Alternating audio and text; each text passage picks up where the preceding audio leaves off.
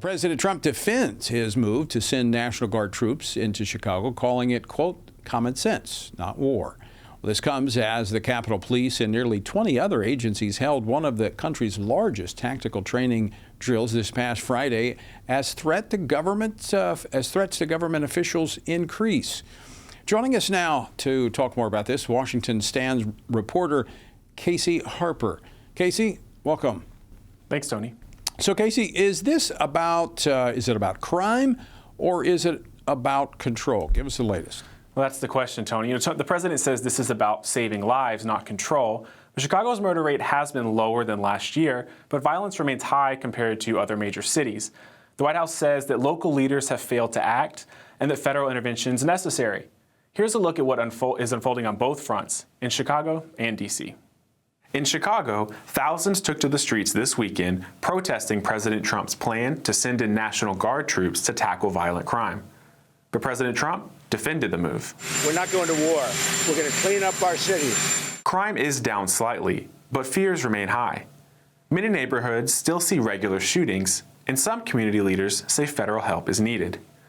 Meanwhile, in Maryland, the Secret Service and Capitol Police staged a massive training exercise to prepare for future political unrest.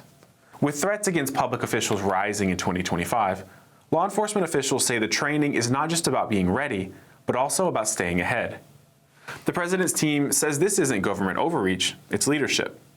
And in cities where residents feel abandoned by local officials, many may agree. Whether local leaders cooperate or not, the federal government is moving forward. Casey, critics say that the deployment of federal troops and heavily armed officers kind of blur the line between policing and military force. What are the legal limits on this kind of federal intervention, and how concerned are legal experts about the growing militarization of domestic law enforcement?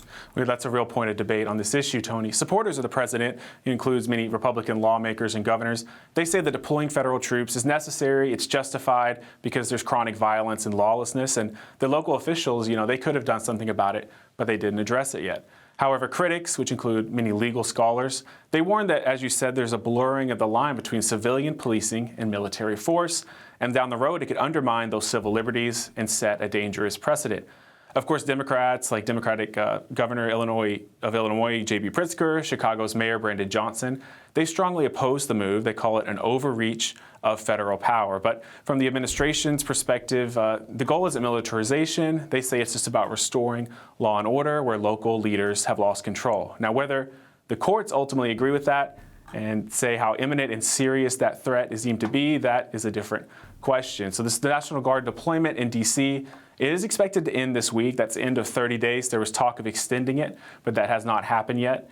And officials there, even D.C. Mayor Muriel Bowser has said it has had a positive effect.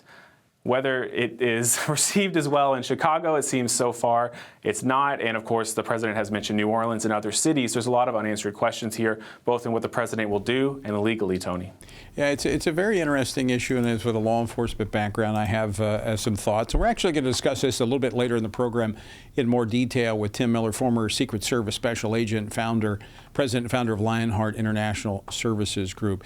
Let's turn to another important issue for our audience, and that is the freedom of religion, Casey.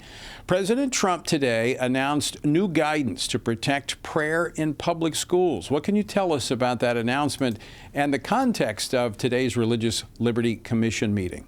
That's right, Tony. So during his speech at the Religious Liberty Commission hearing, that was today, President Trump revealed a new policy. The Department of Education is about to release that new guidance, which is aimed at safeguarding students' right to pray in public schools. Now, the announcement came during the Commission's second public meeting that was held, as you said, at the Museum of the Bible today, and it focused on that theme, religious liberty in public education. I'm pleased to announce this morning that the Department of Education will soon issue new guidance protecting the right to prayer in our public schools, and it's total protection. Now, this event brought together educators, legal experts, and faith leaders to examine how religious freedoms are being protected or challenged in our school settings, Tony. Well, I tell you, Casey, I'm thrilled to see the further restoration of the First Amendment freedom for America's students. It's an issue I worked on back when I was a legislator. Well, let me switch topics here. Last week in a Senate hearing with Secretary of Health and Human Services Robert Kennedy Jr., the issue of the abortion pill, mifepristone, came up again. Casey, the dust has not yet settled from that hearing last week, but quite frankly, there's not been a lot of focus on the abortion pill comments that he made. Bring us up to date on that. Yeah, there was a lot of dust, but policy came out too. As you're saying, Secretary Kennedy, he's raising the alarm in that hearing over what he calls the Biden administration's manipulation of safety data related to mifepristone. He said the Biden administration twisted the numbers to bury evidence that 11% of women experience serious complications, actually far higher than what was previously said by officials. Now, Kennedy, he's vowed to bring science and safety back to the FDA policies related to this. Let's take a look at what he had to say. We know that during the Biden administration, they actually twisted the data to bury one of the safety signals with a very high safety signal, around 11%. So we're going to make sure that that doesn't happen anymore. We're producing honest science and gold standard science on that. So you know better than I do, Tony. The Family Research Council, they've been sounding the alarm on this for years. Legal briefs, FDA comments, major letters with over 50 pro-life organizations. And you guys have been calling for a full federal investigation into the drug approval and oversight. And now it seems that it may happen, Tony. Yeah, we're not going to let go of it. Thanks so much, Casey.